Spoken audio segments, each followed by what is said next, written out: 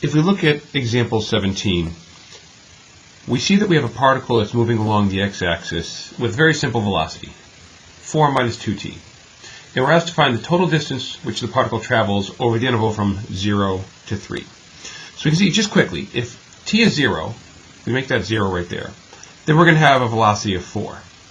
If t is 3, then 2 times 3 is 6, 4 minus 6 is negative 2. So our velocity is going to become negative at some point over this interval, specifically when t is equal to 2, but ultimately that's not important right now.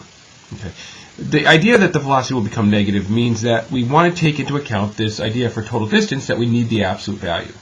So to find the total distance, we are looking at the integral from 0 to 3 of the absolute value of 4 minus 2t dt.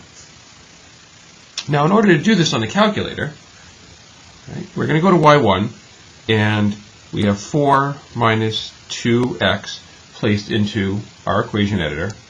Right. And we want to go back to the main screen, so we're going to quit back to the main screen. We need to bring in the absolute value. Now again, if you have the new operating system, you can hit the green alpha button and then hit window. And if you do, you'll see that option number 1 is absolute value. It's going to put those markers on the screen. Okay. I'm going to clear that for a second. If you don't have the new operating system, you can hit absolute value by hitting the math button, which is just below the green alpha key, and going over to the number menu, and you can see it right there as option number 1, ABS. That means absolute value, and then you just put the absolute value of whatever you're looking for inside those parentheses. Okay. So we need, oops, sorry about that. We need to get the definite integral up, so we're going to do math 9. So math option 9 for our definite integral. And our low bound is 0, and our upper bound is 3. And then we want absolute value, so again, alpha window, option 1. And we want the absolute value of 4 minus 2t, which we could just write in, but remember we've also written it in already for y1. So again, the green alpha button, and then trace, and we see all of our y functions. So we'll hit enter for y1. Our variable is x, so we have dx. And now when we hit enter, we see we have a final answer of 5. Okay, now the calculator's trying to do with this absolute value. It's not thinking, it's just calculating. This is 5. All right, so you just want to write that in. You don't write any more decimals than that. Okay, so that's the total distance which the particle travels.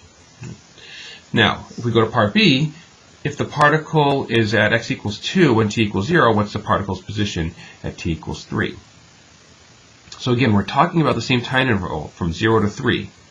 And the total distance we travel is, whoops, sorry about that. The total distance we travel is 5.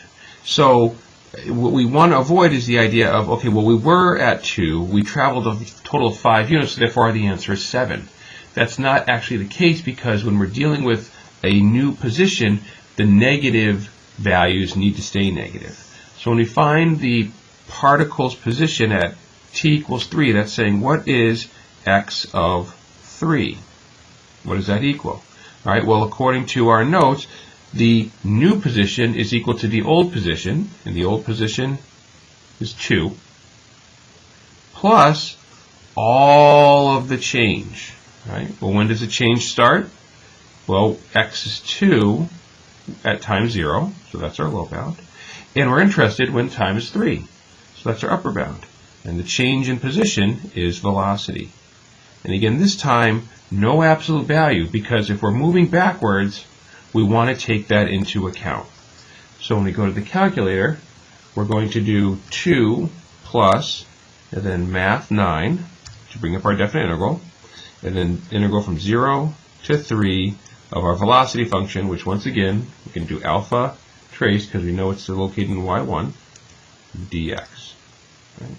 And hitting enter, we see once again the answer is 5. All right, because instead of, we thought it might be 7 since we moved a total of 5 units, but in fact we moved 4 units forward from 2 up to 6 and then 1 unit back. So our new position, x of 3, turns out to be 5. Okay. And we could actually calculate this by hand. This is not a difficult antiderivative. Okay, we can, v of t is, we know, 4 minus 2t, so that's going to become 4t minus t squared, being evaluated from 0 to 3. And if you evaluate this, and add 2, you will get 5. Okay. So take a moment, try 18, 19, and 20, because they are all the same idea, and use your graphing calculator, and then take a look at the next video to see how well you did.